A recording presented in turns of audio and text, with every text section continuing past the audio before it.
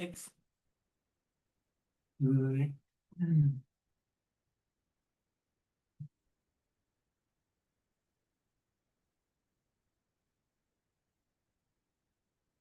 Good evening, welcome to corporate service meeting. Call to order. Moved by Neri, second by Clark, that the corporate service committee meeting be opened at 6 o'clock. Good evening, welcome to corporate service meeting. Call to order. Moved by Neri, second by Clark, corporate service committee meeting be open. I think that's because I said I was smart, right? Yeah, I'm like, I was just figuring out to be like, so how's your tech skills? We're saying. All in favor? There, You're adoption agenda. Moved by Featherstone, second by Corbett, that the agenda for the corporate service committee meeting for December 8th, 2025 be approved as presented. All in favor? Carried. And disclosure of pecuniary interests. Seeing none.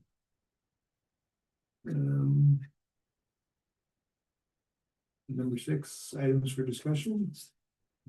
Notification delegation none.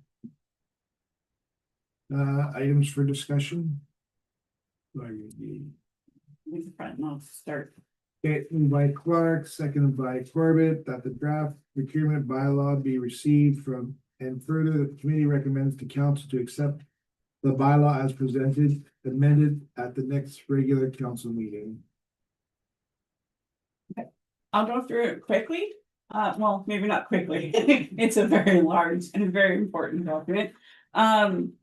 I did correct some of the spelling, so if you guys got that, that's fabulous. I still have some formatting issues to go because even the one that you printed does not show up with a great table of contents. So I do apologize for that.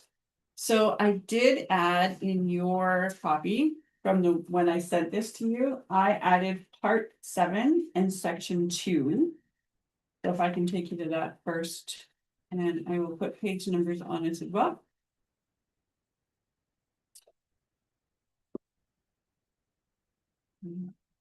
So it's almost at the end of the bylaw under other.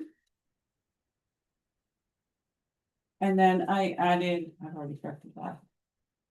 I added disbursement approval to record how we actually look at the disbursements. So the accounts payable department processes the payments every 2 weeks. It coincides with the council meeting. Council gets the disbursement list. If there's any payment in there that there are questions about, you contact the treasurer. The treasurer, you can go through that. And then if there's still not a positive resolution, then you can bring that to council at the council meeting and add it at when we adopt the agenda. So I need to talk about the accounts payable.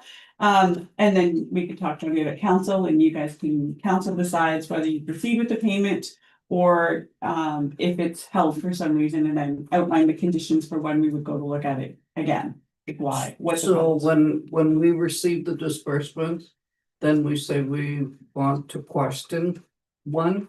Yeah, And then we wait until we come back then the next meeting to approve it. Is that what you're saying? yeah, unless there's a resolution, you guys give me the conditions for, for when you would proceed with the payment, and then you would make sure that that was met. So, but first we talked to the clerk or the treasurer Yeah. first, and then.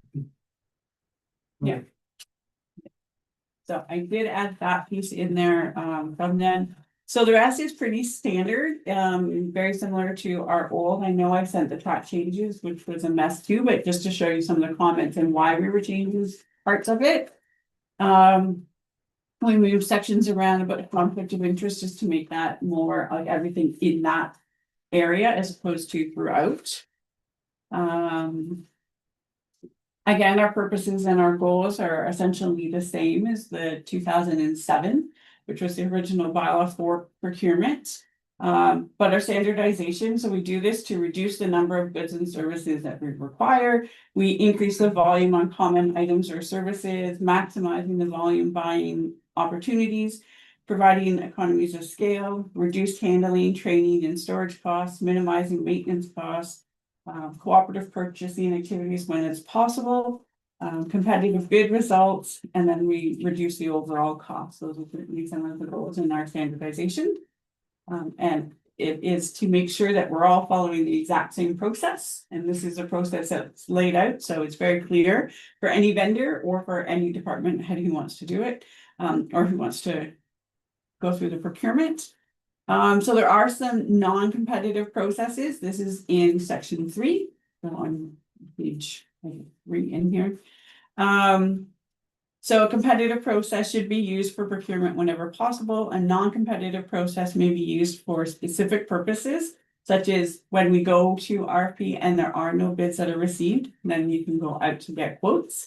When no vendors meet the essential requirements or product requested, when there's only a single or sole source supplier within the immediate area, or when it's in the best interest of the municipality and there's an advantage to extend. Agreements due to the quality of service provided, so this would be something like our Rogers cell phone. We don't go out every year to do a Rogers, like our cell phone is a good. So continuity of operations and proprietary, right? Yes. So You're we yeah. don't actually mention proprietary in here, so. Yeah. Do you want to put that in I somewhere? think that that's important because there are, you know, a lot of things that are proprietary, like Medco locks are proprietary there. And so that would be a sole source, Yeah, right? Yeah. yeah, that's sole source. Then it continues on, it does say some of the higher than normal liability purchases that we make or procurement that we do are audit services, engineering services, legal, surveying, public utility, and the insurance brokerage. So those council can deem as discretionary that we won't go out, or you can say that you, after 5 years, you want to go out, but it'll be up to every term of council what they want to do. Then the responsibilities are outlined, the methods of procurement. So these are the big items for council's consideration. So petty cash is typically $0 to $400. A department can use that for purchases that are under $100, and then it gets reimbursed, sorry. When it's depleted, they bring it back in. We look at all the invoices and issue that check again to reimburse petty cash. Then there's 0 to 5,000. So that's where the requirement of goods and services have been budgeted. And it's specified and estimated that the total amount is less than 5,000, including the taxes and freight. The department head may procure their goods and services using the township's purchase order. And any quotations, purchases under $1,000 can be by verbal quotations, and purchases over 1,000 shall have a minimum of the informal quotation. So that's defined earlier as well. And then all purchases through the township's credit card shall adhere to the provisions I set out in Schedule B as well. So there is a purchasing or just with the credit card. So then 5,000 to 25,000, pretty much the same thing. You need to have 3 quotes. The department head would give a report, and then the department head shall prepare a report to council on all purchases 10,000 and above on the procurement process undertaken and the awarded vendor. Just one sec. So if it's 5,000 to 25,000, so there's a request for quotes, then say it's just under 25,000. Mhm. So the person that's requesting this, whether it's Public Works or whatever, still has to come back to council, even though it's in the budget. No, so if it's under the 20, they have to give a report. If it's over $10,000, the department head has to issue a report to council to say what the procurement process was and who the vendor was. So if it's under 25,000, they don't need council approval because it's in the budget. Okay. So they wouldn't, Because we passed it with the budget. yeah. Yeah, in all of these expenses, most are passed with the budget, that we have to come back to council, and it's clear in here that we have to come back to council if there's anything outside of the budget. Yeah, for sure. And then 25,000 and over. So there's a request for quotation, a formal quotation, or a request for proposal or a tender document is prepared. That is a very standard process. It's also in Schedule A on how that has to proceed. So it's, same information, it's the date and time, there's an opening in public and clothing. And then the bid deposits and a performance bond shall be required for procurement of performance services with an estimated or actual cost that exceeds $40,000 where it's appropriate. And the bid deposit should be at least 10%. So the department head shall prepare the procurement submissions detailing the total acquisition cost for council approval and for all purchases 25,000 and over. So even if it's budgeted, if it's over 25,000, there's a report, council makes a motion to accept the vendor. And where do we request the vendors? Is that through Facebook or through where? So we put it on our website, or we'll Distributed to known. to the known people Suppliers. in the area, the suppliers, the vendors in the area, we'll send it to them. Some give us a list and they said, we like to be on your vendors list. So then we send it out by invitation. And if it's on large projects, then I have used Merck's and Bid and Go. So you have a list of the people that would provide it, and then you would send out to them to quote. Yes. Correct, yeah. It's like when we bought the backhoe, right? We went to 3 or 4 big dealers of each kind of make or model, and then they gave us a price, their best price, and we Yeah. chose from there. But I'm just wondering, when you have a list, if you contact everybody on that list when you're looking for quotes. So nobody's left off, they can either quote or not. Yeah, quote. it's up to Yeah. the contractor to submit a quote or to not, right? Mhm. So Okay. we've sent in quotes, I know, like for the bridge. Yeah. We sent a few contractors quotes and they didn't write anything back, so. And regardless, it's put on the website, right? Yeah, it's always on the website. Yes, it is on the website. And we don't know how complete our vendor list is, so there might still be other companies in the area and we just don't know about them. Or we try to get it out to as many people as we possibly can, because the more that are competing on it, then that should help us have a competitive price. Mhm. Which is why on the big ones, it's important that you put it onto a public forum that people look like Mertz. I've used bids and tenders typically, but like the same idea of. So if we were to put on our website that anyone wishing to quote for services or that if they contacted the township to add their name for the list or whatever, to be Yeah. contacted. Yeah, absolutely. Mhm. Mhm.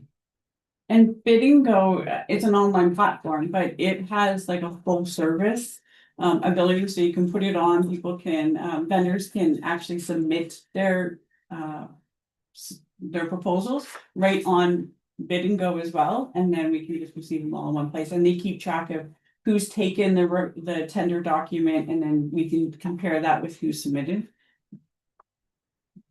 I'm sure that there are other platforms, I'm just very familiar with. Yeah, Bid and Go. no, they're all. Yeah. Publicly acceptable. Mhm. So then it does go, the bylaw goes on to say about bid irregularities, and how we do that is specified out in the Schedule C for whether we reject them, if they're late, if it's automatically rejected, if there's a mathematical error, then we can have the negotiation if it's not a significant amount. So it's all laid out in there as well. Then the procurement procedures, so the purchase order is comprised of original and 2 copies, so that's how we typically do all of our purchases is through the PO, so I'll just pick on Public Works because Alex is here, but he would say, okay, I need to purchase this, he would fill out a purchase order form. He would put in the account, he would put in what he is buying and then the amount if known. Or we would have to wait until the invoice actually came in to fill that out, but there's always a purchase order and it's always compared. So the department head signs off to ensure that there is funding in the budget. to still do it. So they do the purchase order, they keep a copy, they give a copy to accounts payable, so when we get the invoice here, we can match things up. And then if it's like a standard monthly purchase that we make, like there's lots of them. We don't have purchase orders for Hydro and for Rogers and Right. stuff like that. The internet. Yeah, or for internet, but in some cases, you know, when we know that we like DSAB, we know every month we have to purchase, like that's going out, so we have a purchase order that's every month. We just put that purchase order in so that we know to do that. So those are the blanket purchase orders. Again, then we speak about the single sourcing and the sole sourcing emergency situations. We know from June that we do what we need to do to bring back health and safety standards. So those are, that, and then from there, obviously, once the invoice and the purchase order are matched up. There's a payment process that's done, and then that's the new section which is added in here as well. There are goods and services that are exempt from the provisions of the procurement policy, so those are the petty cash items, under $100, we're probably not gonna get 3 quotes. Sometimes we just can't, it's like gas. Then there's training and education, so the conferences, the courses, staff development, any subscriptions or magazines or memberships. Then there's employee and council expenses, so those are the meal allowances, the travel and hotel accommodations. Employers' general expenses, that's our payroll, deduction remittances, photocopy charges, they just send us a bill every month, based on the number of copies we've made. Any loans that we pay, that's exempt So the from the. general office supplies, I think, so they are under. So there's no PO for general office supplies, because I think that that would be a large amount. At the end of the year. Depend, well, I guess depends what department. Yeah, if you put all of the departments together, it's a large amount, Yeah. but in not having the purchase order, so we typically have our vendor of like Grandin Toy. But then if So why if wouldn't there's a that be a sale, blanket contract then? Like, why wouldn't we do a blanket contract? we don't know the quantity of the supplies that we're going to purchase. But if you did trending, right, I mean, you know what you used last year, so you would kind of know what you used this year. So is there no savings to do a blanket contract from? I don't think for smaller things like office supplies or like toilet paper. But the thing is that it's cumulative, right? So you're better off to do a vendor of record. So you can actually put it out and you put out a bid for a vendor of record and they come in with standard prices on, like, we do it, paper, pens, like, Yeah. and then we limit like Or what kind of pens you can buy. I think, Yeah. even just like, if you pulled that out, just, something that says that. If there's a sale somewhere, sure, that's where we're gonna, right? So But if I we're have a still picture- looking, Yeah, you can't. if You have a vendor of record. no, I know, I'm just saying, like, I'm not sure what the practice is right now. Or, but I understand the rationale of doing this, because then if there is a sale, you can actually save money by doing that, but. Cumulatively, it's a lot of money, and if you have thresholds at the beginning, how do you? Right, keep this within. I would that say, threshold? I think that's still under the threshold of the $10,000. Okay. I don't think. Well, for sure, in each department, we're not over that amount, not over that 10,000. And we are all very cautious when we have our office supplies, so that's why we are shopping, whether it's the Grandin Toy or the Yeah. Office Central. I know most of our recent stuff, like this past year and a half, has all been like joint, right? So like the office stuff, I'll reach out, see if we need any paper, Right, pens and stuff, and then right. order bulk. Well, yeah, and then if we get economy of scale discounts, that's Mhm. kind of Yeah. what we're looking for, Yeah. right? So, okay.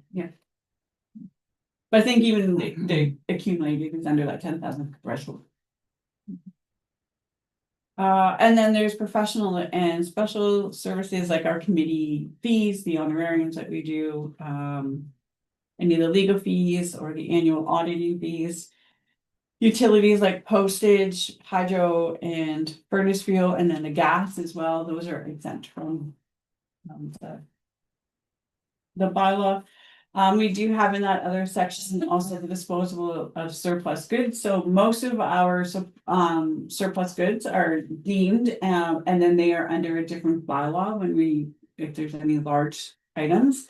But it does outline that the process that a department head would notify the CAO clerk, and then that would go any surplus that is under, those thresholds from the bylaw would be offered to any other department. I think in the past, Public Works has given a truck to the fire department, and it's been in exchange, so that just still allows for that.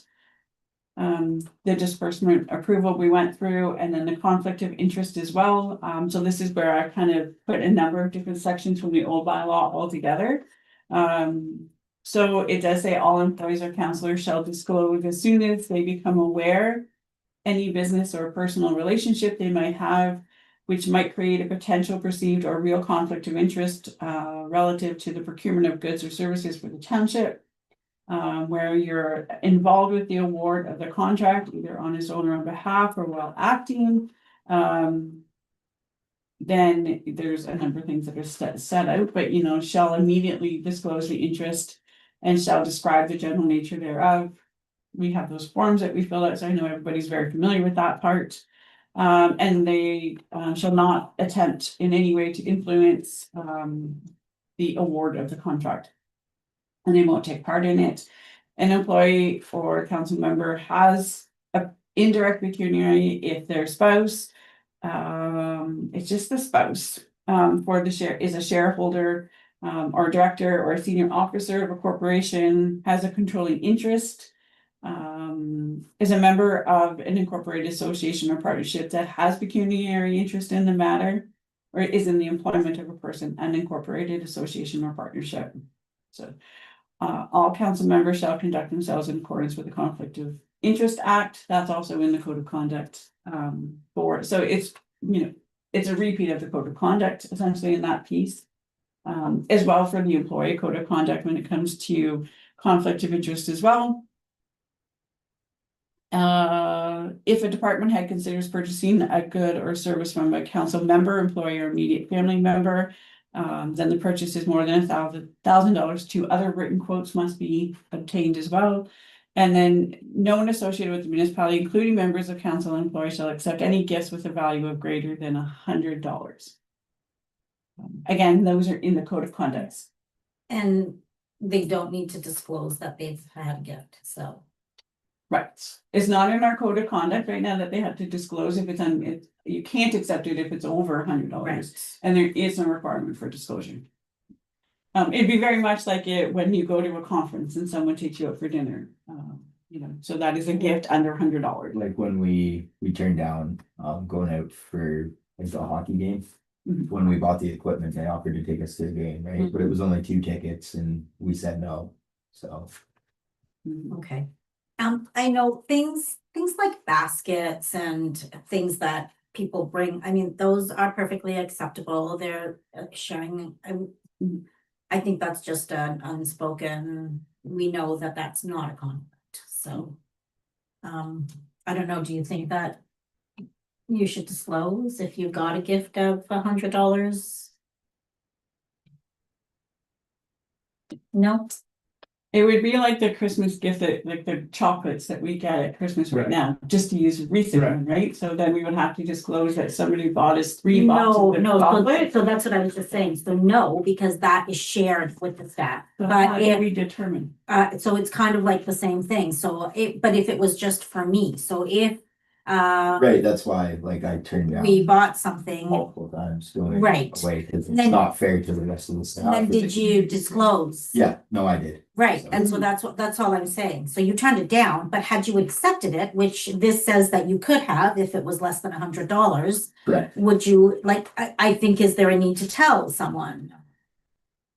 And that's my question, I don't know if you wanna do that or not, I hear what you're saying. yeah. It's just open and transparent, right, no one, Oh, for sure. if there's no, problem with it, that's fine, but, so let's say one of the office staff has a relationship with a vendor, which is great, because that's what we want, good customer service, whatever. And then at the end of the year, they want to show their appreciation to that person and buys them something specific for $75, just that. Does that person need to disclose? I think it's under $100, no? Yeah. Maybe it's $100 is, I mean. I know. Just to gain open and transparent, right? I know, I don't have a problem with the $100 at all. I think it probably should be cumulatively, so if you receive two $75 from the same vendor. Cause it could then all of a sudden you Yes. get 7 independent gifts of $75 each, well, now you're talking real money, Yeah. right? So, Yeah. you know, I think if somebody. If it's a goodwill gesture that happens and it's a $75 something, then, you know, fair enough, but if it starts Yeah. accumulating and then. That doesn't feel right, so. And I would think that the, staff would have enough integrity to say. This something. is ambiguous though, right? This, I don't know, I think the line's drawn where it says $100. again, so $100 gift, so this month I got a 75, 2 tickets to whatever, $75. Next month, I get 2 tickets from the same vendor. That's what I'm saying, just make it cumulative. Yeah, I do, yeah. yeah, and from the same vendor or? Yeah, it has to be consent. Yeah, yeah. I'll make that amendment. But they don't need to disclose, so that's.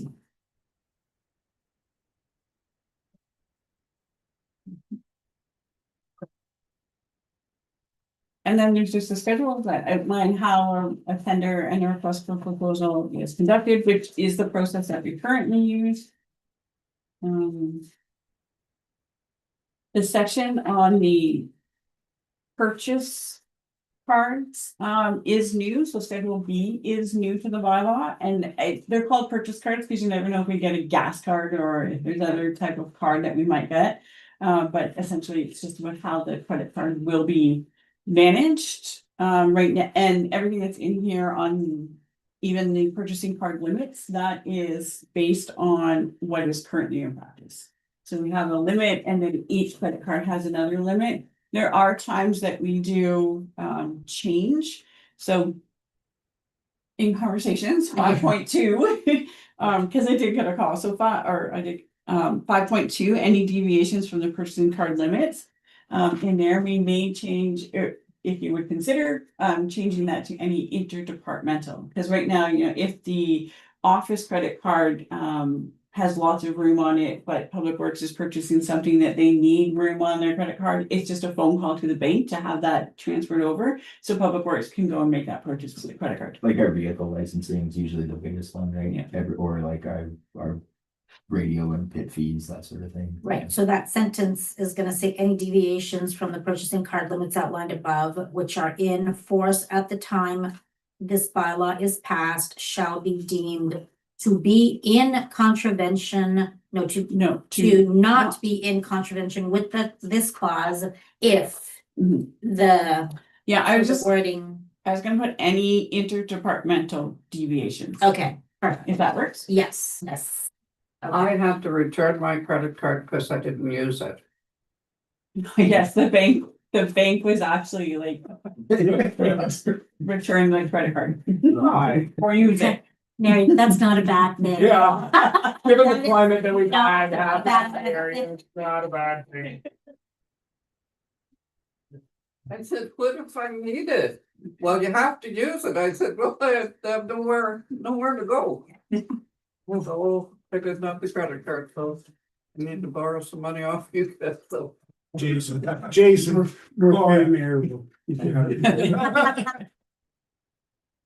So are there any other questions in the procurement?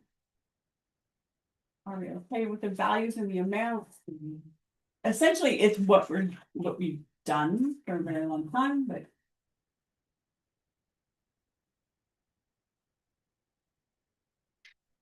Okay. So the motion would be as amended. No, I read it already, I'm gonna have to read it again. Yeah, but just circle. You don't have to say as presented. Moved by Cox, second by Corbett, that the procurement bylaw be received and further, the committee recommends the council to accept the bylaw as amended at the next regular council meeting. All in favor? Carried.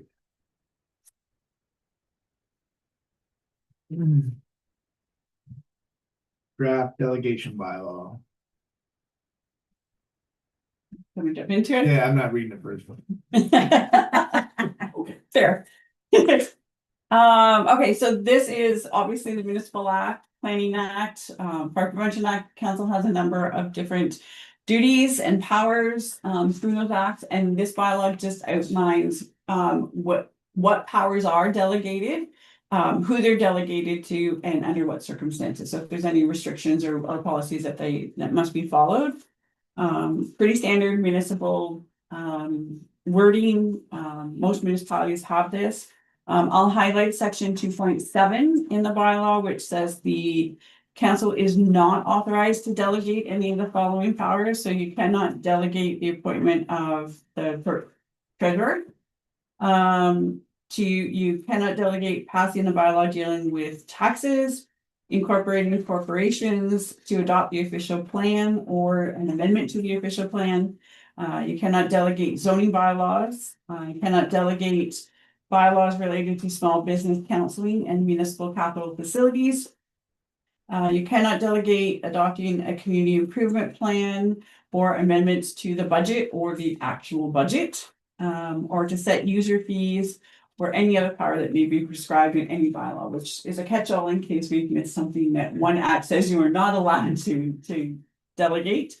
So those are your absolutes that you must, that always must be a council decision. In the, section 4, it does go on to speak that you're delegating means that at any time you can remove the delegation, you can revoke it, you can still say, no, I want to be part of that decision.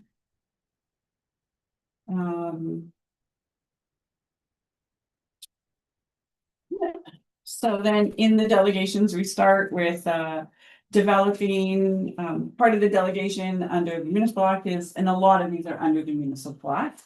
But develop, approve, and implement administrative policies, procedures, and practices under the authority of section 229 of the municipal act, which is the section that says what a CAO does for the township. So it's like the policies to implement council's decisions. That would be delegated to the CAO clerk.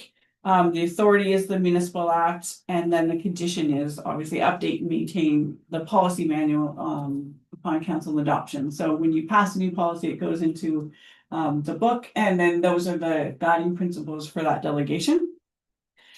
Same with number 2, it's the administering of the day-to-day operation of the township to deliver services budgeted within the current year's budget. That's delegated to the CAO as well as the public works manager, obviously for public works functions.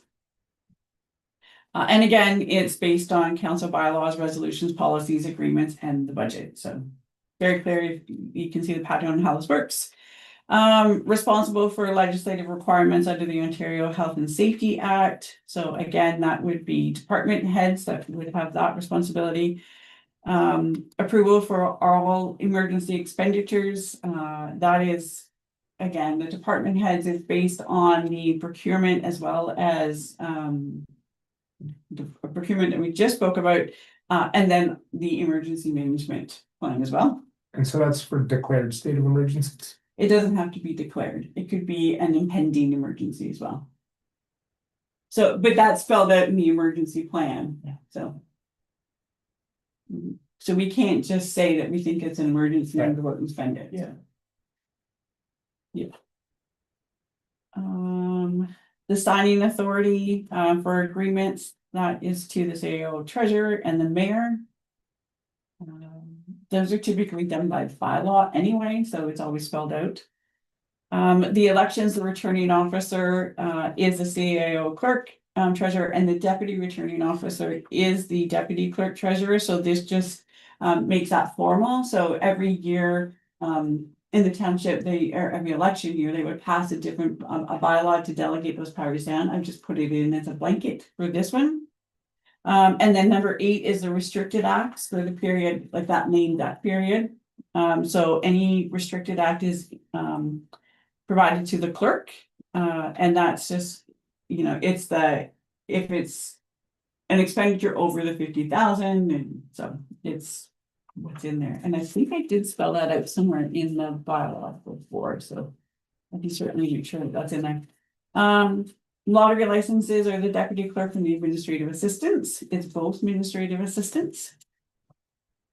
Issuing the short-term rental or trailer use bylaw, that is our CBO bylaw enforcement officer. So you've already done that in the bylaw. This is just enforcing that again, just to say that who is doing it. Freedom of information is the act says it's the head of council, so this is delegating it to the CAO. Which is what we do. I just have the mayor sign. I'm not sure if there's any that, that kind of really need to be, the authority to enter into agreements with MPAC, and the minutes of settlement, for any of those agreements that come in through MPAC. I have put in the CAO clerk treasurer or the deputy clerk. The authority to purchase is all department heads and the deputy clerk treasurer. Again, it's based on the procurement bylaw. It's all very circular on everything that we're doing in this. The authority to purchase prior to current year's budget is all department heads again, and the deputy clerk treasurer. And under the municipal act, we can do this, but it's up to 40% of the previous year's operating budget in consultation with the CAO clerk treasurer, so that we're not handcuffed if we need to. We can continue to pay bills from January to when the budget is passed. Signing of the grant authorities are to the CAO clerk treasurer. Again, it's based on council resolution adopted to authorize applications over 5,000, and there's a report that will go to council at the next meeting. And then the signing, again, very similar, goes to council. But again, there's a bylaw. Approved site plan control agreements and amendments to site plan control agreements. Those are delegated to the planning administrator. So the approval pertains only to agreements where the application is in full compliance with the zoning bylaw, and council still has authority over site plan where zoning amendment is required. So you can make the site plan agreement, removal of lifting or the holding zone when conditions have been fulfilled, when there is the zoning. That again is to the planning administrator, but a bylaw has to still come to council for final adoption. Activating the emergency plan is the CEMC, responding to fire is the fire chief. Both the fire chief. So the CEMC activates the call, declares us in a state of emergency. No, they don't declare. But so activate and execute emergency plan, so they activate the plan. So they activate the plan. Who decides we're in a state of emergency? Only the mayor can do that. That's not a power that can be delegated. That is only the mayor. So the CMC would activate the plan and do the notification and call everyone to have them come to the EOC. Activate and execute. After you say yes, there's an emergency, then the plan, the predetermined plan, he would activate that and get to work on it. I don't wanna say there's any more. Thank you, appreciate that. I just want to be sure I have it right. And then the signing, I just want to say this, I don't want to stir the pot. The mayor or the deputy mayor, one required. So at that signing, so Where are you? What the number? number 5, I think. So the mayor is signing, and if the mayor is not here, then the deputy mayor is signing, right? Oh, Father, go. Yeah, right there. That's why that's signing. Yeah, so if the mayor's not here, the deputy mayor has the authority to sign. Those are the signing officers for the township. Those 4 positions are the signing officers. I understand that, Okay, but I just want to be sure that something's not signed that I don't know about. Right, That's what I'm saying. so maybe something like the mayor, or in absence of the mayor, the deputy mayor. Right, so it is Yeah. primarily you.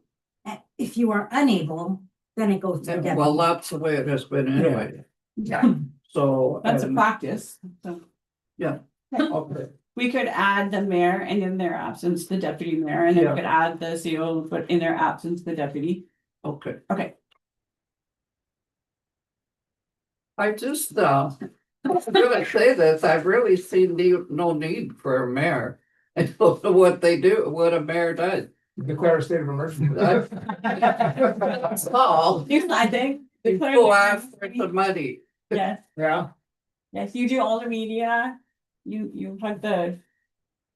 You welcome the new babies and. yeah.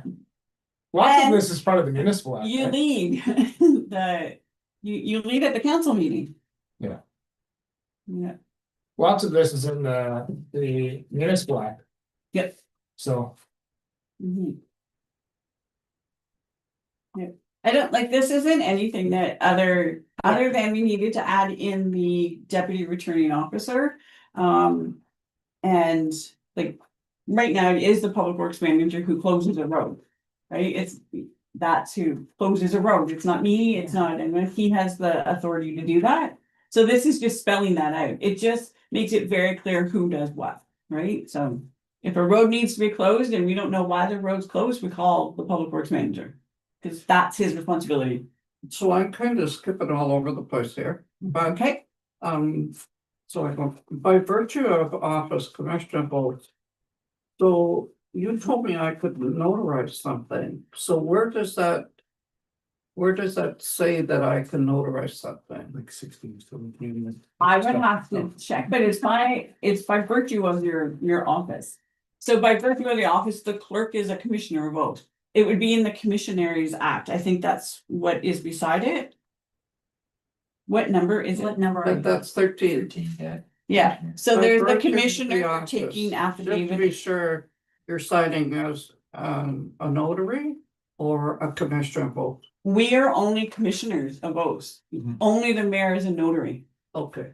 When I worked for Minnick, I was a commissioner of Wilson affidavits by virtue of my position. Yeah, I didn't have to take a test or anything, they just gave me. I'm like, okay.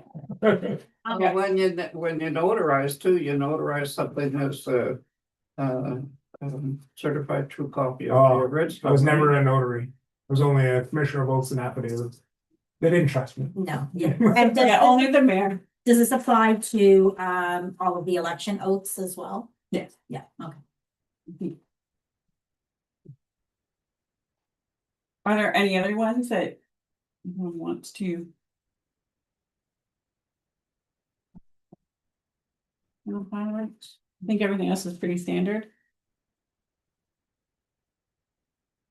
In 29 for the temporary reduction or lifting of road limits, I did add under the conditions, and I apologize, it's not in the copy that you've had. But I did add those conditions because we do have the winter control policy and we do have the policy for the half load permit. So that's what will, those are the restrictions that are on delegating that. He has to follow, the public works manager would follow those, which we do. So How many other municipalities have half load permits? Half load permit, Yeah, like, I'm just curious. not sure. I think it's kind of, An old practice. I don't think we should have it myself. I mean, for $25, you're gonna beat up our roads in the spring? Oh, I see what you're saying. No, I mean, I know you- No, I agree 100% with that, our roads take quite a beating. Like, I think we should abolish that myself. we can bring a report back. I'll ask the manager to prepare something. Yeah, I mean, I just think it's for $25, we. Speaking of delegation. Just float right in. Yeah, It was great.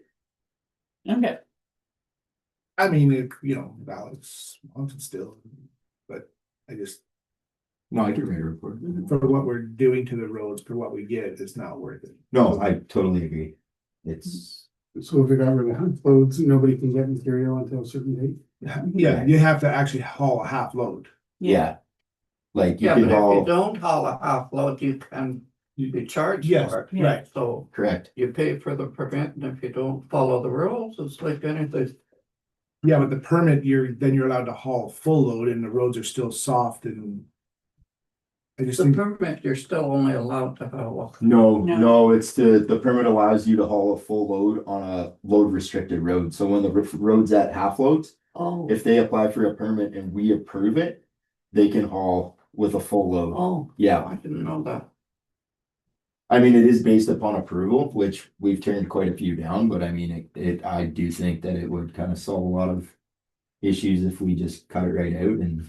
Cause I mean, you know, your road can be half decent here with roads, but if the sun's hitting it down there, that truck is traveling down that road, it's gonna pound I that mean, stop spot. A prime example of that right now is Boundary, Gay, LaPlante farmers. The log trucks are running nonstop out of the bush, right? And they're Like- pounding the road. Realistically, in November when it got mild and rain and we should have put like, almost put half loads on. Right. The roads The got roads, potholed they're super soft, yeah. from being super soft and being beat up. It's no different than the spring application. Right.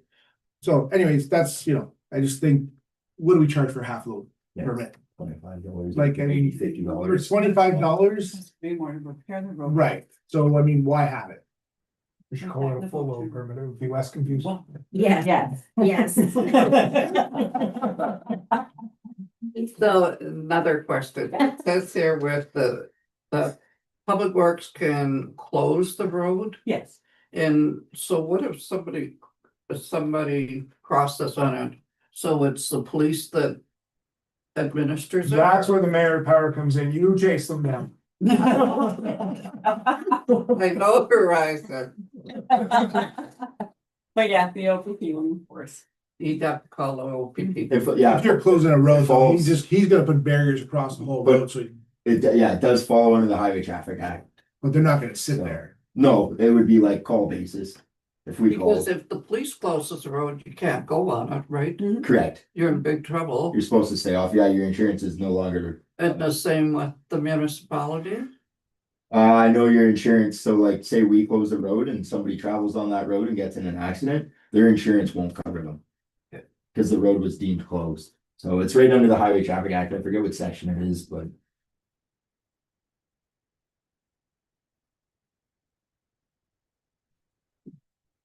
So wait until they come out of the closed road before you pull them over an area. With my notarized. Yeah. Do you know what? Is it in the budget? Can we get you one of those flashing lights? Yeah. For your car. I gotta see if that might be a job I could have, so I could do something. Yeah.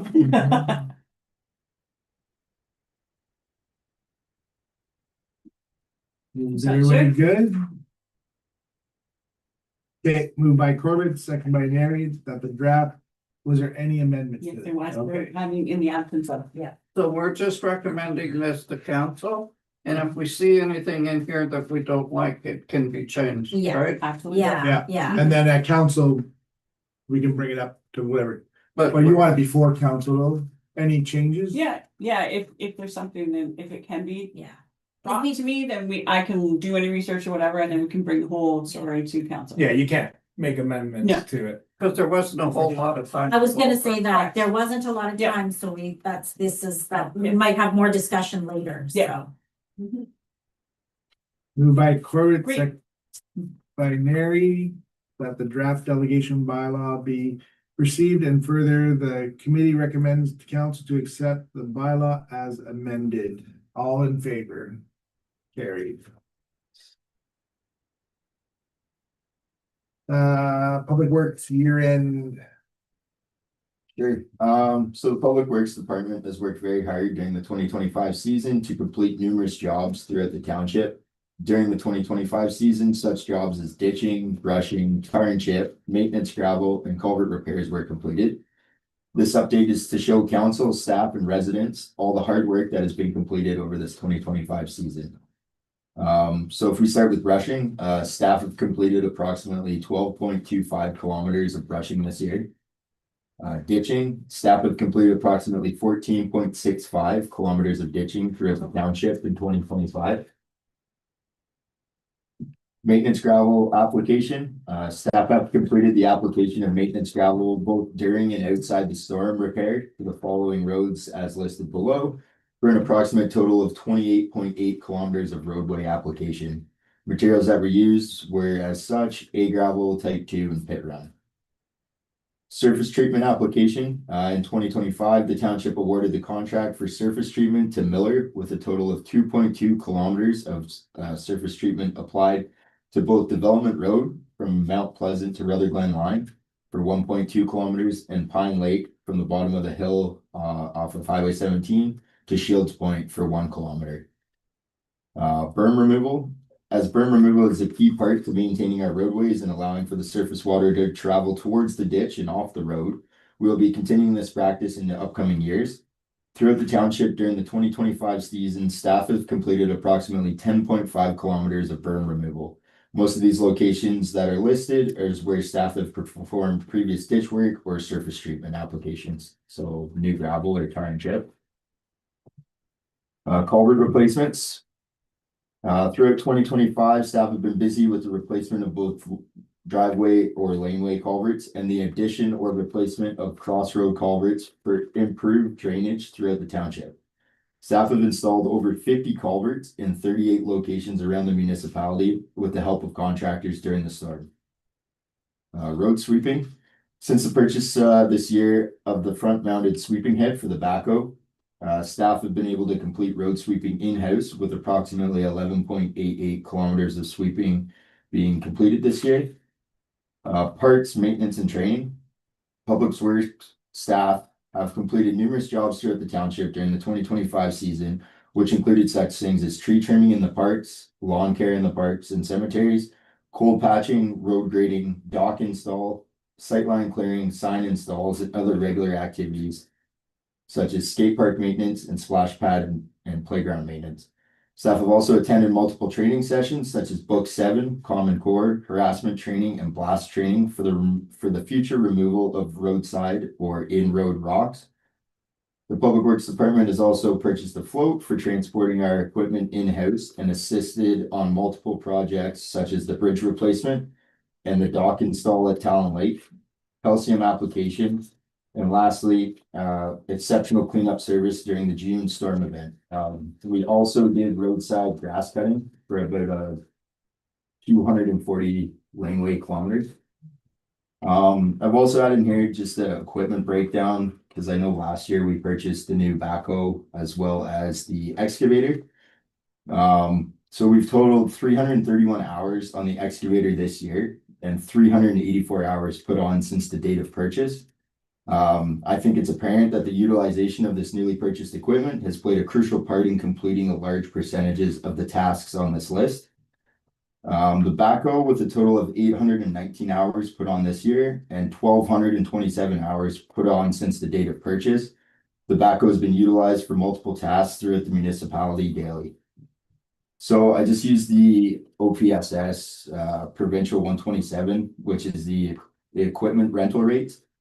So while following Ops 127 chart for equipment rental costs, we can use the MPO rates provided to determine the operational cost the municipality would have to pay. So OPSS 127 refers to the Ontario Provincial Standard Specification 127, which is a schedule of rental rates for construction equipment. This specification covers equipment rental rate compensation for work on a time and material basis, detailing the costs associated with owning and operating equipment, including direct and indirect costs such as fuel, oil, and maintenance.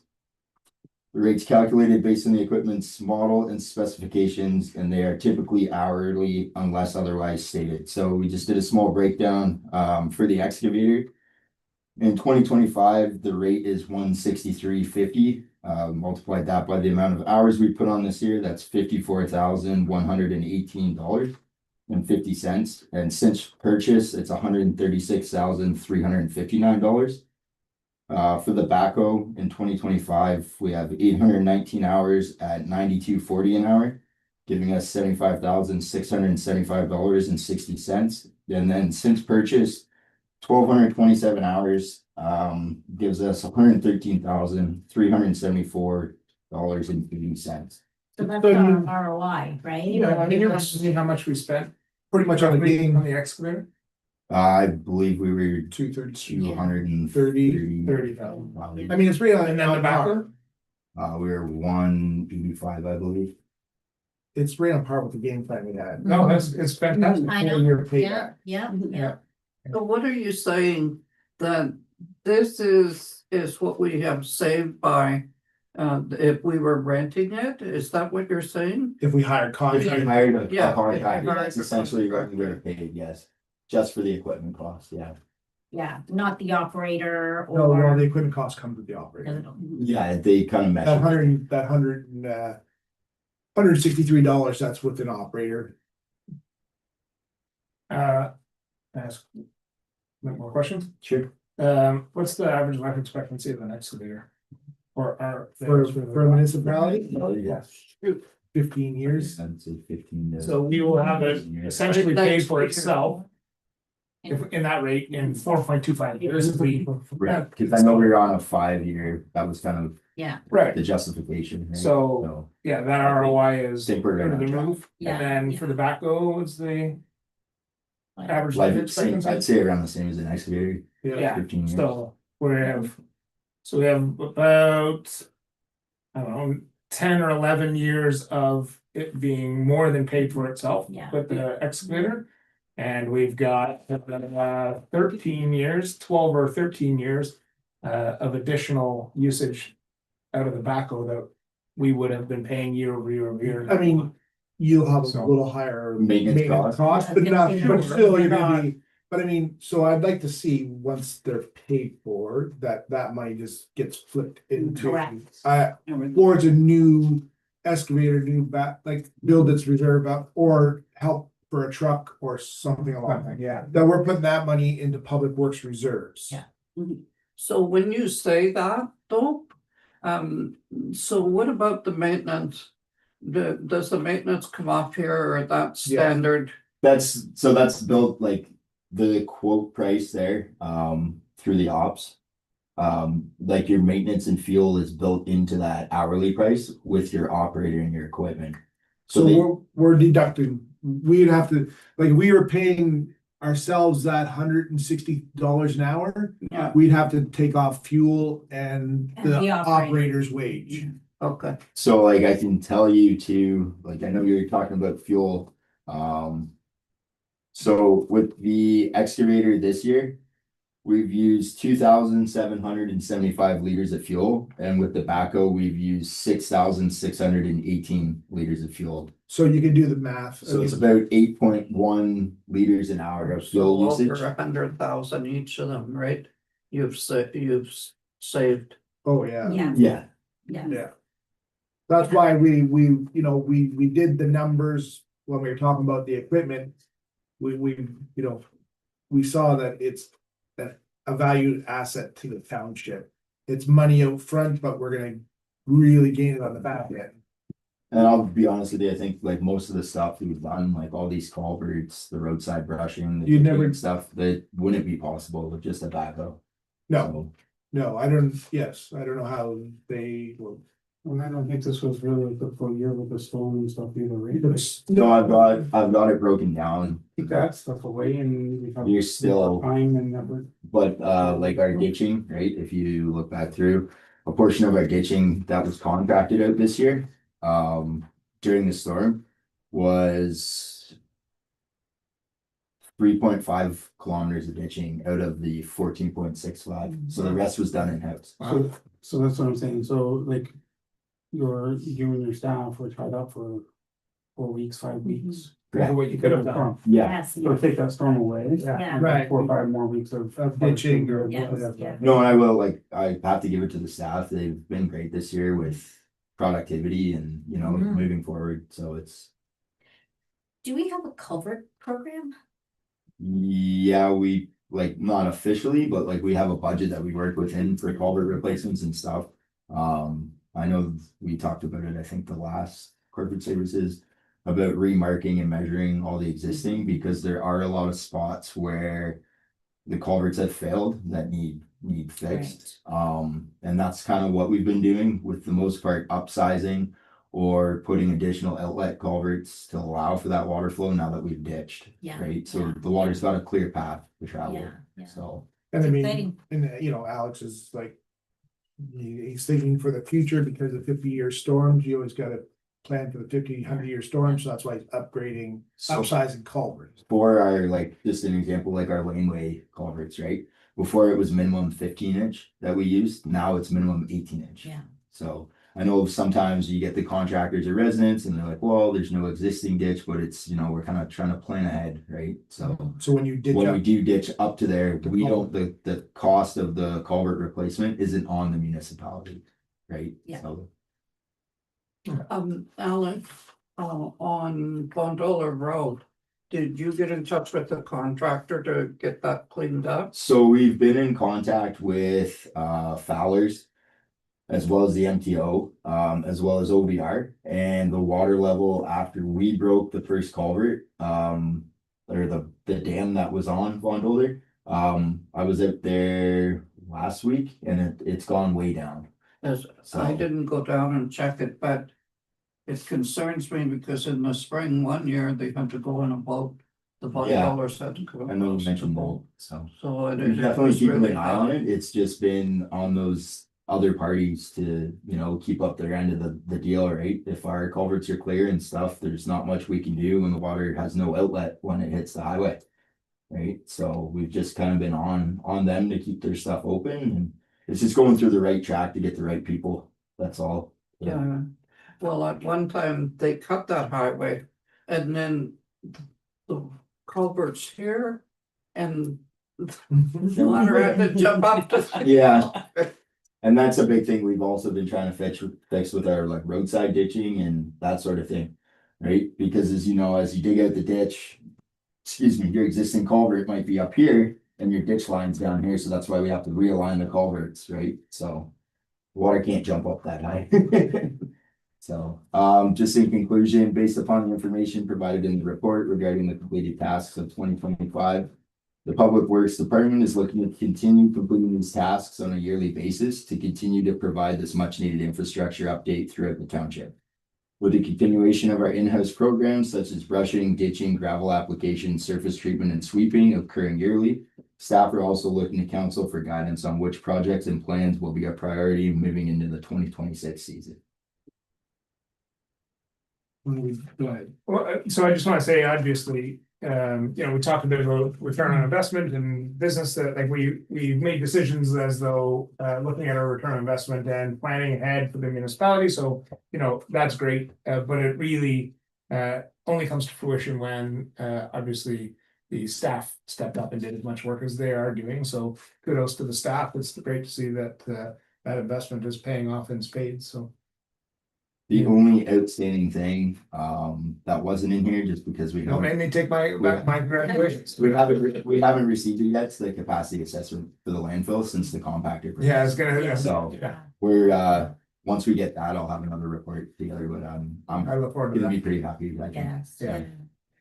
Very, these numbers are great and the numbers tell the story, right? So, Right. yeah, the KPIs on Yeah. KPI person, Mhm. because we've got now, it's actual proof that what we're going in the right direction. And yes, we do want to thank the staff. They've really have stepped up and done a great job. So. Are we talking about? Bridge now, they can just send it out as that. Okay, so moved by Featherstone, second by Clark, that 2025 year-end Public Works Activity Report be accepted as presented. All in favor? Carried. Trunk Road Bridge loan.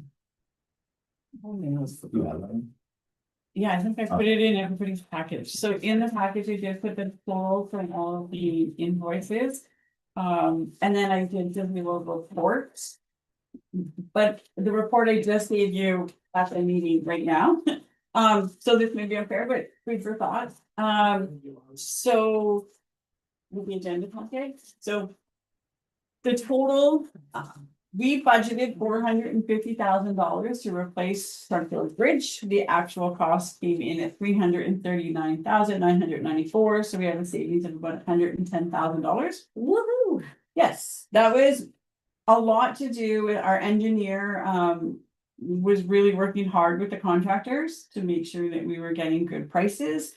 We had put in some funds for environmental assessment because we weren't sure when we were budgeting what we were gonna have to do with the bridge. And and the Conservation Authority, but we didn't have to do any assessments because we stayed out of the water, so we didn't have to do that assessment.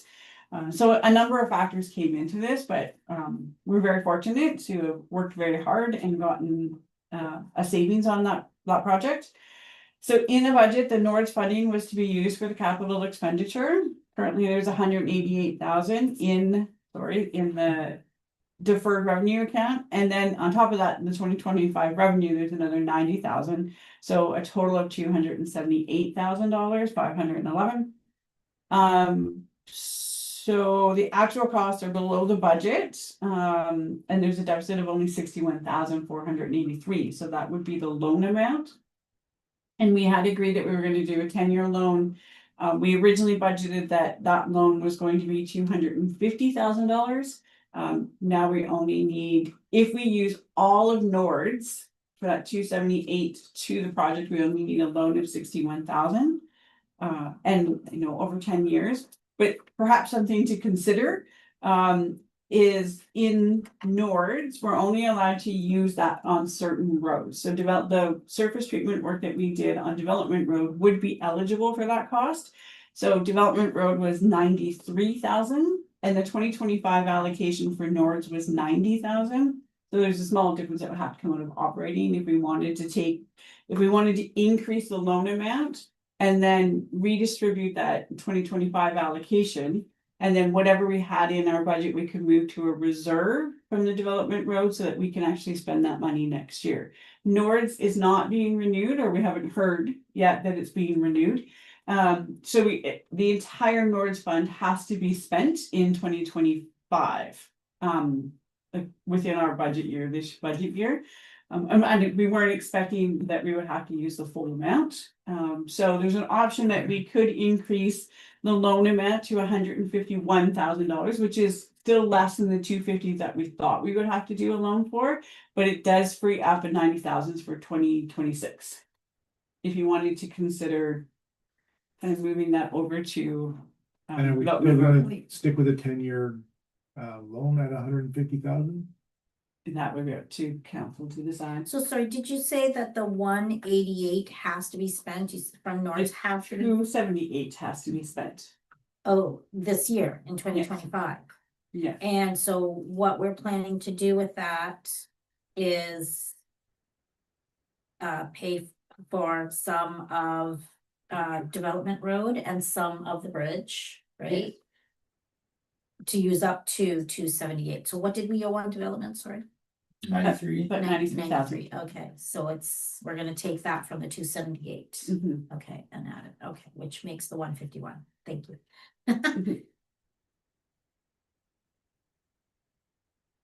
So it's just we Well, can give us just more money. allocate the money to more road projects. Right, it gives us more money to do more work next year. Yes. So I guess it comes back to the gamble question of, you think interest rates are gonna stay consistent or are they gonna go down? Mhm. Because if they're gonna stay consistent, or if they go up, then we'd be silly enough to take it as part of the loan now. If we anticipate Yeah, cost of borrowing going down, nothing stopping us from taking out a loan for another project next year and reducing this. There's we've had this conversation before. Yes. Where do we Yeah. think the interest rates are going? I think they're gonna go down, but I mean, Right. that's just, wishful thinking. Yeah. well, I mean, the way the economy is going, I think it's heading down more, but. Well, we had two dips this year, right? They lowered it twice. What I've heard is they're gonna keep it steady for this one, but. Yeah. I think it's prudent for us to. Yeah, I mean, we're at almost $100,000 less than what we were going to borrow anyway, so I think this makes fiscal sense. To do it this way. Take a loan for 150,000. Yeah. Yeah. Yes. And that, because it gives us more opportunity. There's some work on other roads that need to Yes. be Oh, done absolutely. besides development. Yeah. Yeah, I mean, the fact that we're only dipping instead of the 250. Right. 150, Yeah. We're still not That's great news. Now, if we only borrowed up $60,000, I mean, it's still. It's not to negate doing work next year. We would just figure out, do we wanna take a loan next year to do other work or roll it into this one? good news is we get to do more work than we anticipated. Yeah. That, like, this is a Yeah, good yeah, news bottom line, story, yeah, but bottom Yeah, line. yeah, more. it's just how Yeah. we wanna pay for it. And we can absolutely take a loan for next year, but this just free up cash and some of our reserve room. You know, it's 90,000 that we're maybe not going to have to tax. Yeah. I mean, I kind of like. Putting 150 on loan now and You think we won't have to tax the 90? Well, if there's a road, because Nords is only allowed for certain roads, right? So if we want it, we have in our budget right now about $160,000 that we use. Next year we have 15,000 added to, but that's what we use to do the gravel program. So if we can have this 90,000 transferred Yeah. to 2026, then that frees up that cash, Mhm. right? As opposed, because Nords has to be used within this fiscal year. Essentially, it's real cash, not borrowed, right? Yeah, Yeah. exactly. So it allows us to do more next year without necessarily having to, Borrowed. borrow and or even increase the tax Right. as Right. much. Yeah, that makes sense. Yeah. Yeah. That tax rate. We talked about it at the last council meeting that the OMPF, the partnership fund with Ontario and municipalities. That increased by 90,000, but we're not getting that 90,000 in Nords next year, so but we typically keep the Nords for these capital purchases. Or this capital thing, but if we need to do something, then we Would be have nice that if we physical got cash. both. Yeah. We could get both. Would be wonderful. Talk about that. And we certainly lobbied for the Nords to be renewed. I know that we sent in the resolution, Yeah, yeah. Phenom has been pretty heavy on it as well, Yeah. so hopefully we hear something in the next budget, but. well, before we make that decision, maybe we'll discuss council priorities. I can guarantee you $90,000 ain't gonna cover the council priority. No, Yeah. But I think this is a good plan. think Yeah, I do that too. this is I'm fine I like that plan. Okay, And we're well within our borrowing Yeah, allowance. yeah. oh, yes, We're actually in very good shape on our borrowing allowance. Yeah, Yeah. As a municipality, comparatively to other municipalities, in very good shape. And yeah, some yeah, of those financial indicators have shown Yeah. that we've done really well. yes. Sorry, I just had one more thing that I forgot to bring up. So the concrete from the bridge, right? We Yeah. still have that. Excellent. It just needs cleaned up and brought back to the shop. But I was thinking moving forward, I know we slightly discussed revamping the garden at the medical center. I know the retaining wall needs replaced and stuff. I was just wondering, maybe we could keep a piece of that Bonfield history with the bridge being 100 years old. And set those cut concrete pieces if we can manage to, Right, which we have the equipment to do it. As a retaining wall at the medical center. And save a little bit of money. Well, we too. save money, but I think it's pretty cool that the bridge has been around for over 100 years, Yeah. and then we can kind Do we have the piece that's had a stamp of 18, whatever the year was? of, we might be able to fund it. Yeah, Yeah. yeah. I mean, my only thoughts with that, I think it's a good idea, but as long as it doesn't look gaudy. Yeah. Yeah, It's cut concrete though, right? It's not like chunks. Like no, it's actually- No, it's flat cut. It just- that would be my only reservation is, Yeah, it's gotta look good. But and I know even on that note, right, we could always get somebody like the mural lady back in to put something on the side of it, cause it is pretty flat and nice, right? like, how big are those pieces? They're quite large, but they're large enough if we dug down, you'd set them in on an angle, right? We could have a step down retaining wall, kind of like what's there with the wood rails. Just a thought. Yeah, it's a good thought. I just, like I said, that would be my only. Yeah, I Hesitation. understand that. That's why I said like we could always paint it, or you know what I mean, put a mural design on it or that sort of thing. But it is a good piece of history, And right? it's work we would have to do anyways, cause that. We gotta do that. Exactly. So this is short of time and, We just didn't Time have and enough time to do fuel. it this year. Yeah. but short of time, then we have our material cost. Even if it's a 5-year fix. Gets us, like, I think it'll be great, Yeah. but if it ends up, it's not quite the visual that we were looking for. Well, then we're not, We're not spending any Yeah, additional right. funds, right? Yeah, we no, got I some mean, fuel and a bit of time in there, but it's that, like I said, that would be my only yeah, hesitation on it. Just something. But I I, think it's a good idea. But it's a Yeah. piece of our history too, right? So that's not bad. what do you think, Neri? with respect to the 250? No, well, that and the 180 or the 150, sorry. And the retaining wall, using the bridge, the cut bridge concrete. And where is the retaining, oh, for the bridge? The medical center, I'd like to use the existing cut pieces from the bridge deck that we have there. Just thought it would be nice, like the bridge is over 100 years old, right? And it's Bonfield history. We could use it as the retaining wall at the medical center for the garden, because it needs fixed anyways. That's a good idea, Just a thought. yeah. Yeah. And your thoughts on the 150? Just wait. I keep cutting you off so you won't. I know. There's too much pressure now, everybody's watching. Yeah, okay, let's go back here. I was listening to him and then I kind of got lost. So the 150, Right, 151,805, right? yes.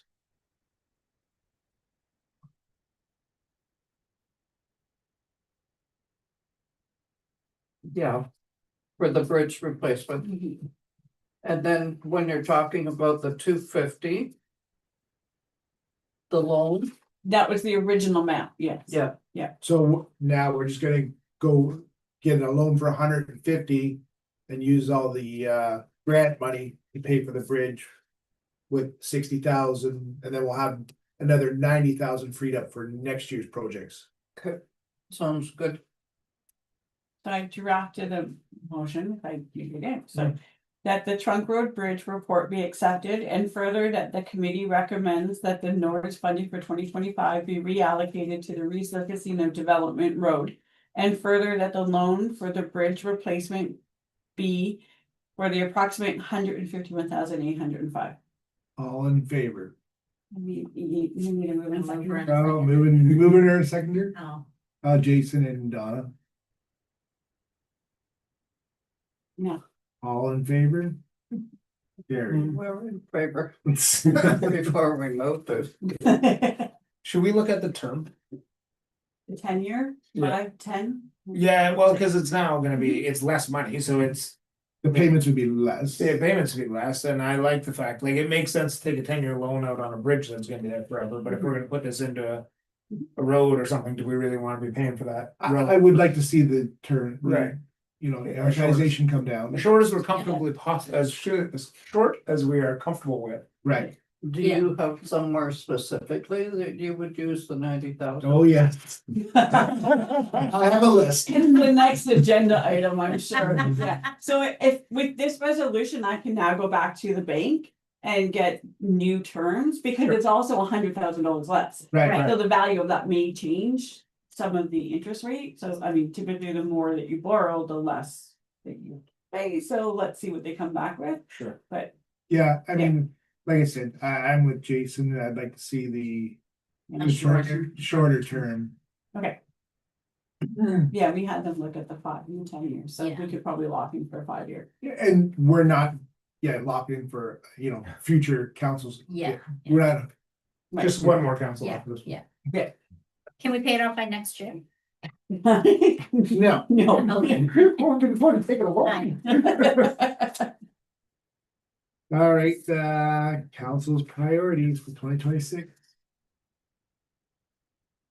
I hope next year we can afford some Christmas lights. Okay, I got Christmas I'm lights. writing that down, Meg. Add $300 into the loan. Where do we put Christmas lights? Roads, I think it's all roads, right? Like, Where would you like to see Christmas lights? Here, around here.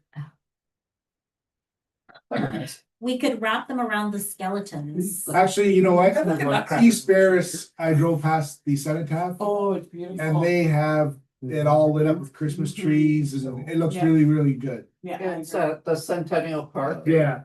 Or the Cenotaph. Cenotaph Park. But maybe we should be looking, because when I was at the Remembrance Day, a gentleman told me that there is funding for the Cenotaph Park, so maybe we should be looking Yeah, into that. we did Yeah. talk about Yeah, that. Yeah, Then we could afford That's a like. priority. Yes, That's the walkway and all the way around it. Yeah. right? Yeah. although I do have another question. We talked about cutting these trees, all the ash trees down. Are we doing that or? So we got a quote Mhm. and it came in way under budget, or like way under what we thought it would come back at. Are they So- dead already? Yeah. Yeah, So we haven't heard from the grant yet on Oh, whether that's or not, but they are dead, so as time permits, Public Works may, or we could. We'll bring you the budgeted number. With the okay. Yeah, I quote that just we received. wanted to see where we were at with that, cause, yeah, they That's are. spring work, right? That was gonna be. winter Well, work. now we Winter. honestly, when there's snow on the ground, it'd be a great time. Less Okay, cleanup. okay. So- Yeah, I was just There's curious. just a couple in like in that river area that the contractor would 100% have to take down, like staff doesn't have the capability to. We can assist him, like with the excavator to even. Like put a To like rope on lift and him stuff. up, right? No, No, no, no. no, no. No, to tie off to the tree and pull it one way to put some pressure on it. But other than that, some of those are too big, like we, No bucket rides. Healthy brush. Okay, Okay, no, that was my, yeah. yeah, so the cenotaph is the priority, right, or, Well, see if there's funding for the Senate Yeah. half. yeah, Okay, Don, what roads do you want redone? roads. Well. Trunk Road, up the hill, Oh, up there. yeah, Yeah, I mean, that is becoming a safety Yeah. hazard, yes, for sure. Honestly, I come down, well, I drive it often, as many of us do. But people are on the other side of the road trying to avoid, like, yeah, I think that might be our, Yeah. our Yeah. next priority. Well, yeah, I mean, there's, Well, I would like all of Trunk Road No, and then all of you're just gonna Market get- Street, like just. Well, the we'd whole all one like down, that. And then Mark Street. would you get $1 million extra in your No. pocket? I don't. that's it. Or two. it's the Bank of Donna. Yeah, Well, they paved Trunk Road. When, before that, the passing lane up on top of Maple Hill. Because there was a lot of transports couldn't make it up the Bonfield Hill, up Maple Hill. So they would use this area down Trunk Road. Back out to the highway, so that, at one time that did get a lot more use too, because people couldn't get up the hills and. Then it has made a big difference with that passing lane there, a big difference for driving into town in the morning too. Right. I think it would be hard without that one, but that's when Trunk Road was paved, it was considered an emergency route. Yeah, I don't know how the transports got through that big bridge, or that little Little bit. bit. bridge. You close your eyes. Can I ask before, I know, I'm sure everybody has a list, but like you are dealing with these roads every day, you're dealing with some of the underlying infrastructure. Where would you start?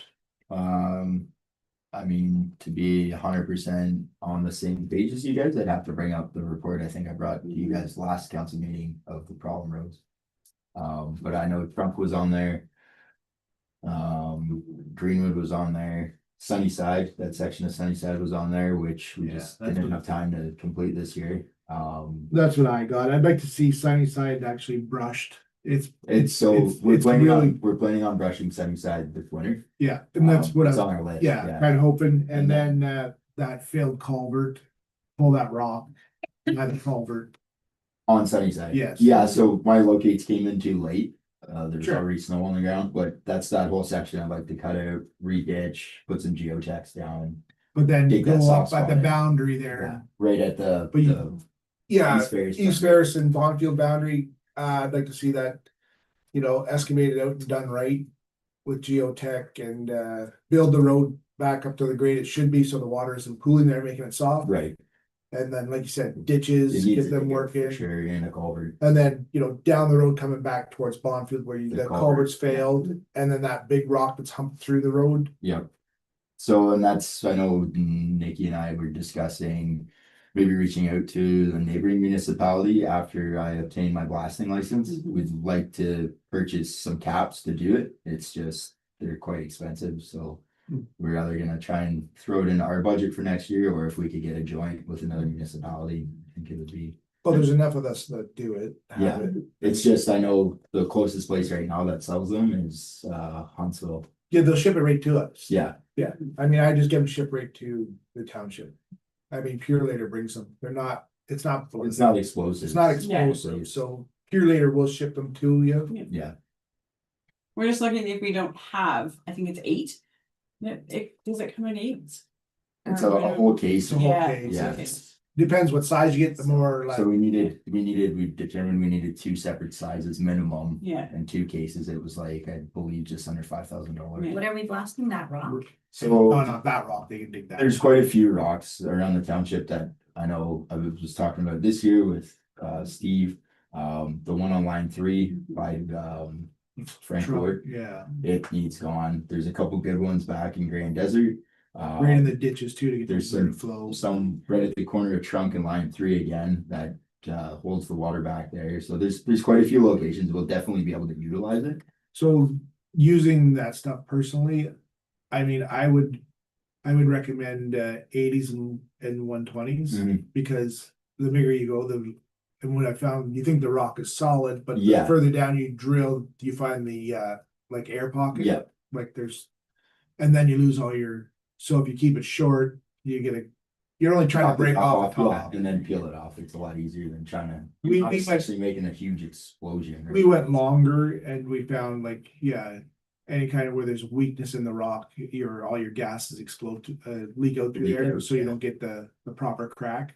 But I mean, when you do, the stuff works great. Mhm. So Donna, you were serious about, Oh, yeah. Yeah, I know it was on my Yeah, list too. Yeah, no, yes, that is, I mean, just think- the hill though, I yeah. mean, we can't go too crazy. I think this has been on the list for a while, so from the very beginning, right? That one of the very first year we were here, Yeah. that was on the list. It's just expensive, like, Yeah. I agree, that's at the top of my list. Yeah. We have taken a while because we can't pull that surface and make it all gravel. No, it has to. It has to be a Yeah. hard surface, right? It has to go back, and I would say even asphalt, because if you chip seal that. People are gonna go up and spin on it, then create washboards, and then you're stuck with them. Yeah, Right, so you're better off. Just the hill itself. And that was the other concern when we were talking about using wrap material, right? You won't get the compaction being such a steep hill. That was our biggest Yeah, concern. it has to go back into it. It has to go into an asphalt, otherwise we're always gonna have issues there. and I think Yeah, I think that, that's what we talked about. yeah. yeah, because you can't get a good run at that hill. Right. No. Yeah. I think because we came in under with the bridge, that sets us up for this for next year if we've got Yeah, a borrow. absolutely. Yeah. Yeah, I mean, Yeah. that's gonna be an expensive touch Yeah. on the 90,000, but How much were you figuring? you're probably gonna be $15,000 in asphalt, I would think. 18,000, Oh, that's fine. 15 to 20,000 in asphalt, then you gotta dig that hill out and put good stuff in, which, like, I don't know. Is that an in-house thing, the digging out? Yeah, I would Okay. think, I would Okay. think Alex and his crew could do that, but Yeah, okay. I mean, Yeah, and you can dump it right at, I mean, sorry, I'm I gonna would, find that other report. Yeah. I would think the the agricultural society would take all the fill right there in that big hole Oh, yeah, that they they have, have. and then. Like, are we pulling B out of our own pit, or what do we do? How do we do? So it depends, like during the storm, we pulled some, like not much, like only a couple loads. Most of it was purchased And I mean, you know, like, because there was less contaminants in the purchase than ours has quite a bit of sand. yeah, I think on the hill like that, you're better off to use quarry material, Or quarry just B, quarry Big A, B, yeah. yeah, I mean, and then it's gonna pack rock hard. Yeah, well, as we know, I mean, the quarried material that we've been using is turned Oh. into absolute parties of rock, so to speak. Yeah, So, No pun intended. and I mean, yeah, I think on a hill like that also, I'd give it the geotech treatment too. yeah. Yeah, for sure. And OCP is your. Cheapest, No, actually, Hubble's is your cheapest for geotech, okay. and we deal with them with culverts anyway, so. Yeah, that's who I buy all our culverts from.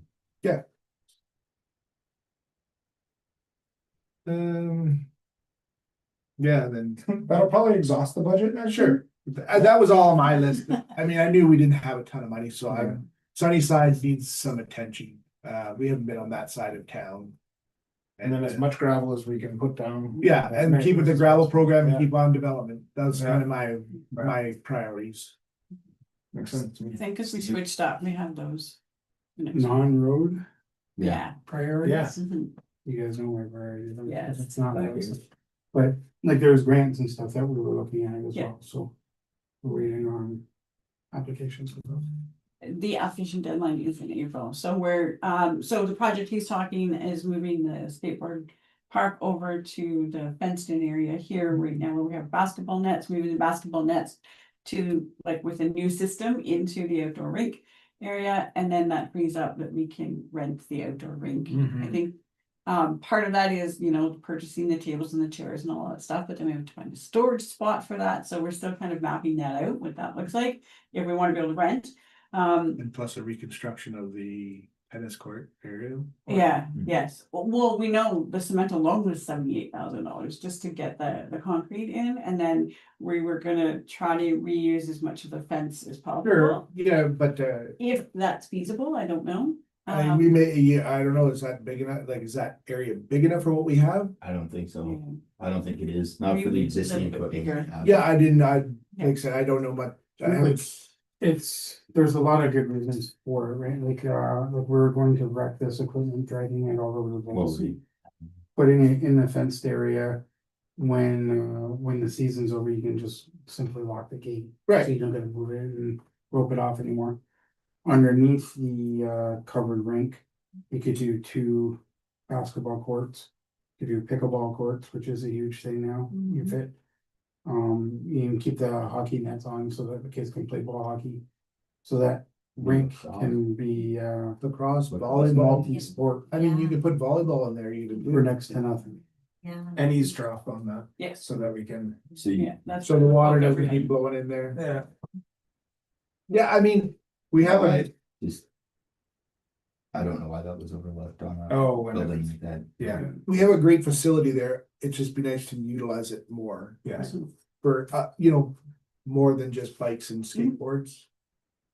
Cause you could do a lot of recreational sports in there. And then, Pickleball courts that's the big one right now, and you can fit probably 8 of them under there for $1,000. It's next to nothing. and I think whether it's this year or next, we're gonna have to look at that Rutherglen Park, especially because we have the development happening in there, and we're gonna make sure that we're supporting families. There's 18 potentially new families building homes in there, so. Yeah. What does that park look like? What do we need to do to make sure that What do we want? kids have lots to do there and? Yeah. Yeah, you'll have to do stuff down there. Yeah, baseball diamond back up and going. Yeah, I mean, like staff have cut that field all summer and stuff, right? Like it's still manicured, the park, it's just. Yeah, I Not many mean, people use it right now, but as you said, if we get an influx of. It's our biggest area of growth, so. Yeah, yeah.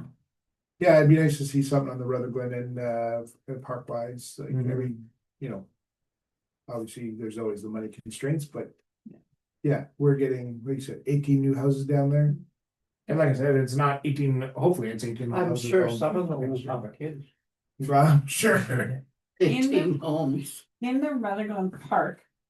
And I know there used to be a bridge that went over the creek, but there's a section that comes off the highway and there's a structure that maybe was a gazebo, but I Right. think that It we're was gonna a picnic area, yeah. take that down. Yeah, But then nobody can get there now. It's not like it's a great access into it, so that would be moving something over to the park where they could do their picnic. Over there as well, because we're Yeah. gonna remove that next year. Definitely, There used to be a bridge over that creek. Yeah, yeah, It washed out. yeah, I think the project over here with the basketball net's big enough that a grant is what we're gonna have to see Yeah. and try and split that. I would imagine it'd be nice to actually get the Rutherglen stuff going, but actually make it a bit of a community initiative, so the Lions can be involved, or the Knights of Columbus, like that's the kind of stuff that you. Right, if we, Some of that playground equipment was there. Now, and this is how long ago when I was the mayor last time. We walked from Rutherglen to Bonfield in a walkathon. And we raised funds for the that's great, playground equipment. Don was. And Hydro One gave money. oh, good, Oh, wow. Yeah, and they had the same type of equipment over here. Cause I think, Yeah, I think that park, it would be charming to have like, that play equipment that's there, but like a gazebo, a picnic area. Absolutely. Down by the river and stuff, or, I mean, It's that's. a It is a beautiful beautiful area. spot. Yeah, yeah, I think we need to utilize that more, promote it more. Yeah, I agree. It needs to be cleaned out, eh? Yeah. Yeah, Like a lot of the brush has to be. I mean. I know that we did a Yeah. bunch last year. I know Public Works brushed and cleaned out a bunch of stuff. Yeah, we didn't Yeah. make it to the very No. bottom. We just Yeah. did enough that the fire department could access, so. But I mean, if that's kind of it's kind of a cheaper goal, but I mean, like I said, make it accessible to the creek. Yeah, I don't know what the bank to the end of the what, but I mean, to people traveling, that's a great spot for your kids to have a picnic on the, picnic and cool off if they wanna go in the, like, I don't know what the down to the water's like, but. That's You low could hanging maybe fruit put your too, own- Absolutely. that's Fast. so. Oh, it's fast there. Things have to be the Yeah, ones that. sometimes. it's either really, really fast. Yeah. Anyways, I mean, still that, promote it as a picnic area and, let the kids blow off some steam. Yeah. They used to have a rink down there as well. I remember that. Yeah. Yeah, Oh, really? yeah, I know Derry. up top. It was more up top, wasn't it? And no, it was down, close to the highway, just across from those houses that Yes, are down. yeah. It was down in there. Yeah. Yeah, I think it'd be great. Just- And it's, sorry. No, sorry. I was just gonna say, I think it's one of those things that we figure out, okay, if it's a $50,000 project or whatever it might be, then it's like, okay, so we're gonna find $30,000 municipality and we're gonna look to raise as a community 20, and you just make it that For efficient, corporate right? So. sponsors or Yeah. what have you, yeah. I just want to add in, this will be the first year that we have the Zamboni fully operational for the whole winter season. Maybe when I see it. So,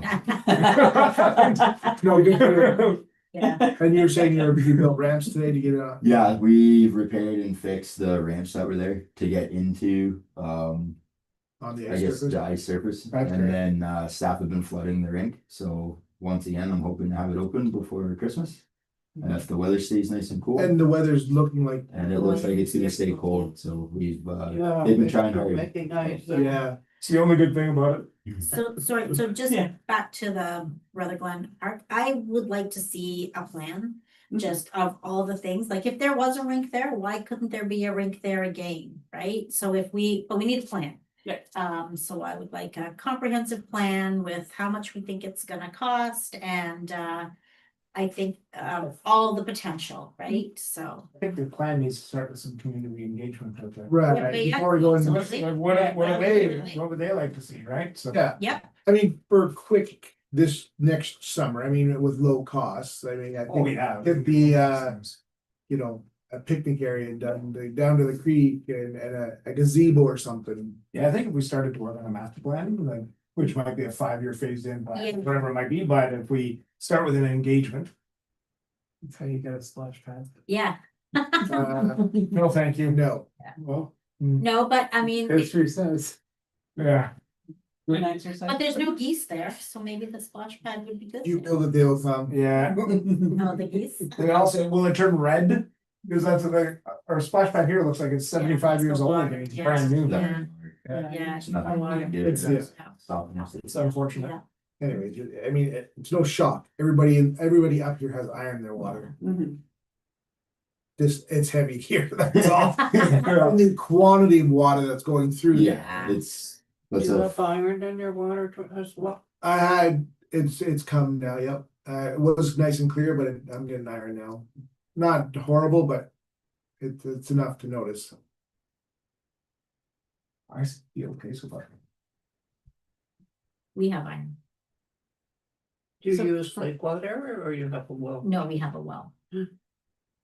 So far I have the Trunk Road Hill, Asheville Geotech, Sunnyside, Brush It, the failed culvert and at the boundary skateboard park refinish project. And then Rutherglen Park for gazebo, and then just start making a plan. Yeah, and like Alex said, he's already keeps it cut there anyway. Yeah. I mean, take the brusher down, head down and yeah. go to nothing get into the creek, Yeah. open it up. Yeah, I'm Lovely. sure we were down to the creek last year, so. Depending on what I you know, want. but I don't know how Yeah. that was. Depending on what you want for a gazebo, you might be able to contact local high schools too, because they sponsor for their shop classes. West Ferris used to build them. Yeah, Okay. because they're still doing that now. They're doing like retirement homes and stuff. But they put in some pretty decent sized gazebos and you basically just pay for the material. And they build it as part of their shop class and bring it Well, and we install it for you. That'd be good. Nice. So if there is any money left over, What's on your wish list? let's the development road, anything for development road? Yeah, is we're- that what- We're gonna continue on with development. Oh, yeah, Yeah, they're designated, you know, whatever. Was 204. 204. 204,000 or 200,000 on development, another kilometer or two, we're gonna proceed with.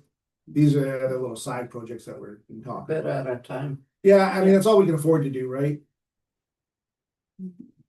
Unless we wanted to do nothing else and then you were the part of the municipality, then it's. Yep. But it's not a smart way to do it. I mean, from what I'm like doing the sections that we've been doing, I think it's touching everywhere and. Yeah, this I list mean, is it's been best. so long. Yeah. but- So it's nice to touch everywhere, so everybody. Mhm. Knows that we're, you know, we know the problem, we just. Gotta get there. For priority. Right. Yeah. Mm, Great Okay. report. Yes, Yeah, it was excellent. all right.